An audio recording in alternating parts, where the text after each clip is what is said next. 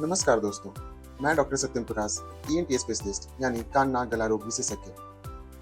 आज हम बात करेंगे एक बहुत ही आम लेकिन कभी-कभी खतरनाक बन जाने वाले परेशानी के बारे में, जो कि है कान से मवाद आना, जिसे कई लोग हल्के में ले लेते हैं। अब आप सोचिए, आपके शरीर के दूसरे अंग जैसे हाथ या पैर से मवाद निकले तो हम तुरंत घबरा जाते हैं, पर जब मवाद कान से आता है तो बहुत से लोग सोचते हैं ये तो हर मौसम में हो जाता है, ये तो हर बार सर्दी लगने पर हो जाता है, ये अपने आप ही सूख जाएगा। लेकिन ऐसा सोचना बिल्कुल ही गलत है। इस वीडियो में हम एक एक चीज समझेंगे, जैसे कि कान से मवाद क्यों आता है, किस तरह का मवाद किस बीमारी की तरफ इशारा करता है, कौन से लक्षण हैं जिससे आपको तुरंत अलर्ट हो जाना चाहिए, कौन कौन सी घरेलू गलतियां बीमारी को और बढ़ा देती हैं, इलाज के दौरान क्या क्या ऑप्शन होते हैं, दवा से लेकर ऑपरेशन तक, और सबसे जरूरी इससे कैसे बचा जा सकता है।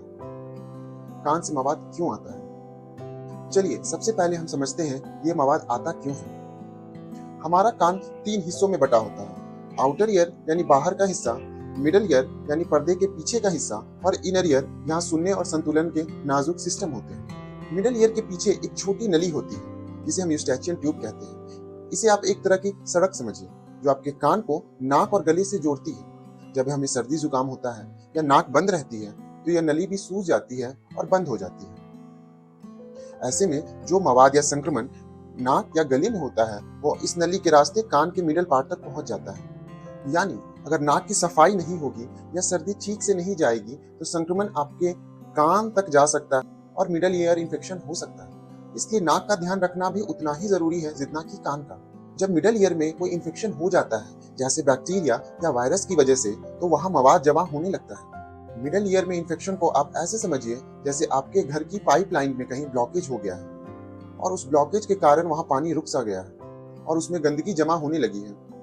जब पानी रुकता है तो पाइप में दबाव बढ़ने लगता है और बढ़ते दबाव से पाइप फट जाता है।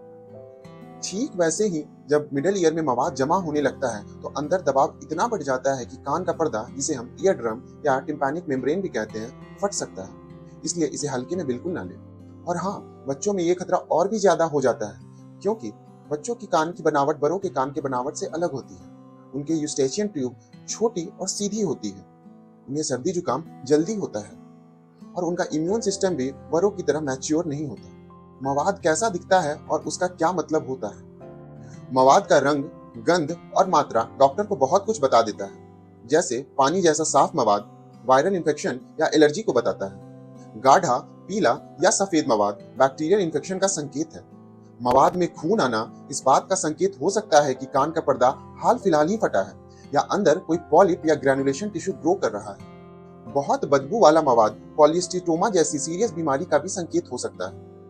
कॉलिस्टिटोमा नामक बीमारी धीरे धीरे कान की हड्डी को भी खा सकती है और अगर समय पर ना रुके तो ब्रेन तक भी असर हो सकता है। घरेलू गलतियां जो बीमारी को और बिगाड़ सकती है, जैसे नानी दादी के नुस्खे, कई बार नुकसान कर जाते हैं। जैसे कान में मवाद आने पर दादी या नानी कहती है कान में सरसों का तेल डाल लो, लहसुन का रस डाल लो, बोरिक पाउडर डाल लो या फिर पिन, तिली या रुई डाल लो।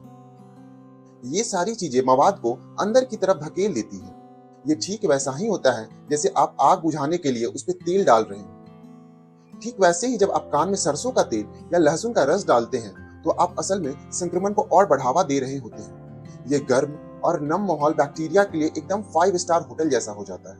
इसलिए ये घरेलू उपाय कभी कभी बीमारी को और बढ़ा देते हैं। कान में मवाद के साथ ये लक्षण दिख सकते हैं, जैसे कि सुनाई में कमी होना, कान में भारीपन या दबाव महसूस होना, सिर दर्द करना, कभी कभी चेहरे की मांसपेशियां कमजोर हो जाना, इसे मेडिकल भाषा में फेशियल वीकनेस भी कहते हैं। बच्चों में चिड़चिड़ापन, दूध ना पीना, सोने में दिक्कत होना, कान दर्द के साथ आम लक्षण। डॉक्टर इसकी जांच कैसे करते हैं? जब आप ईएनटी डॉक्टर के पास जाते हैं तो डॉक्टर मशीन की मदद से आपके कान को देखते हैं, जिसमें सबसे कॉमन है ओटोस्कोप। ओटोस्कोप एक लाइट वाला इंस्ट्रूमेंट है जिससे कि डॉक्टर मरीज के पर्दों को देखते हैं। इंडोस्कोप, इसकी मदद से भी हम कान के पर्दे को आसानी से देख सकते हैं। माइक्रोस्कोप, जिससे अंदर के सूजन और इंफेक्शन के सोर्स को पहचाना जाता है।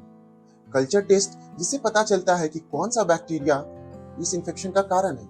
अगर इंफेक्शन डीप मालूम पड़ता है तो कभी कभी डॉक्टर सीटी स्कैन करने की भी सलाह देते हैं ताकि देखा जा सके इन्फेक्शन केवल मिडल ईयर तक है या मेस्ट्रॉइड बोन तक फैल चुका है। सीटी स्कैन से कान की छोटी छोटी हड्डियों की स्थिति का भी पता चलता है। कुछ प्राइवेट क्लिनिक्स में वीडियो ऑटोस्कोपी भी होती है जिससे आप खुद अपने कान के अंदर की तस्वीर बड़े टीवी स्क्रीन पर देख सकते हैं।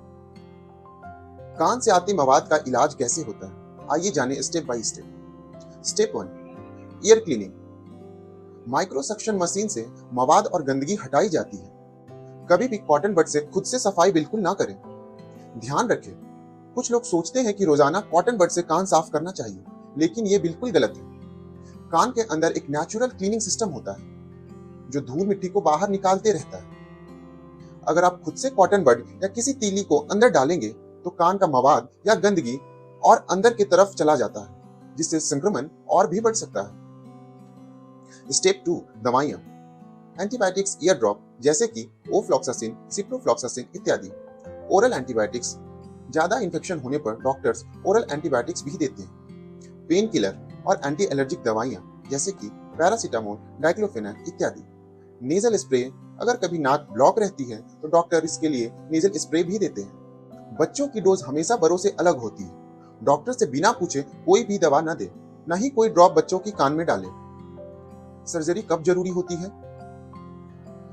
कान से मवाद आने पर सभी लोगों को सर्जरी कराने की जरूरत नहीं होती है। डॉक्टर कुछ चुनिंदा मरीजों को ही सर्जरी की सलाह देते हैं। अगर इनमें से कोई लक्षण उन्हें दिखता है, जैसे कि मवाद बार बार आ रहा है, कान का पर्दा फटा हुआ है और 3 महीने में भी नहीं भर पा रहा, सीटी स्कैन में दिख रहा है कि कान की हड्डी गल रही है या कॉलिस्टिटोमा नामक बीमारी है, अगर मरीजों में ये लक्षण दिखाई देते हैं तब सर्जरी करानी पड़ती है। इस सर्जरी का नाम है टिम्पैनोप्लास्टी।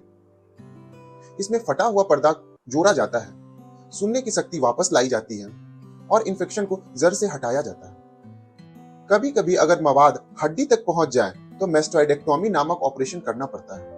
टिम्पैनोप्लास्टी और मेस्टोइडेक्टोमी के लिए मैंने एक अलग वीडियो बनाया है, आप उसे देख सकते हैं। कब तुरंत डॉक्टर को दिखाना चाहिए?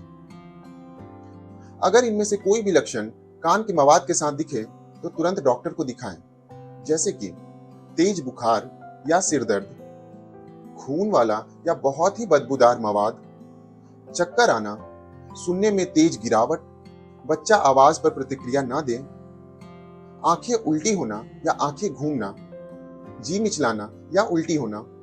आइए हम जानते हैं कि इनसे हम बचाव कैसे कर सकते हैं। सबसे पहला, सर्दी जुकाम को नजरअंदाज बिल्कुल न करें। स्विमिंग के समय कान पर सिलिकॉन ईयर प्लग का इस्तेमाल करें। बाल धोते वक्त कान बंद रखें, जैसे कि वैसलीन लगा कॉटन कान के अंदर लगा लें।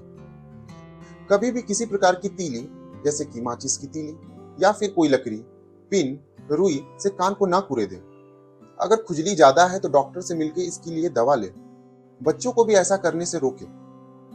समय समय पर ईएनटी जांच करवाएं। कुछ केसेस में न्यूमोकोकल वैक्सीन से भी इंफेक्शन से बचा जा सकता है। और हाँ, अगर आप बार बार सर्दी जुकाम से परेशान रहते हैं तो नाक की सफाई भी बहुत जरूरी है।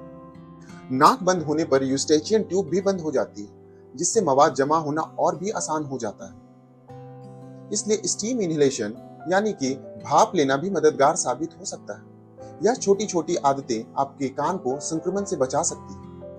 कंक्लूजन, कान से मवाद आना यह सिर्फ इन्फेक्शन नहीं है, यह एक सिग्नल है कि आपके सुनने की शक्ति खतरे में है। कोई भी घरेलू उपाय बिना डॉक्टर से पूछे ना करें।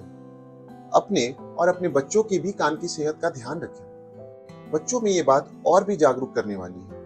बच्चों की कान की देखभाल बड़ों से भी ज्यादा जरूरी है, क्योंकि यह उसके विकास में भी मदद करता है। अगर आपको ये वीडियो अच्छा लगा हो तो इसे लाइक जरूर करें। कमेंट करके बताएं कौन सी बात आपको सबसे ज्यादा काम की लगी, और इस जानकारी को अपने दोस्तों, पेरेंट्स और स्कूल टीचर्स तक जरूर पहुंचाएं। आपके मन में भी कान से मवाद आने को लेकर काफी प्रश्न होंगे, आप उन्हें कमेंट सेक्शन में पूछ सकते हैं। और हाँ, ऐसे सच्ची, सरल और मेडिकली सही जानकारी के लिए चैनल को सब्सक्राइब जरूर करें। मैं हूं डॉक्टर सत्यम प्रकाश, ईएनटी स्पेशलिस्ट। फिर मिलते हैं आपसे अगले वीडियो में एक नए हेल्थ टॉपिक के साथ। तब तक के लिए स्वस्थ रहिए, जागरूक रहिए। धन्यवाद।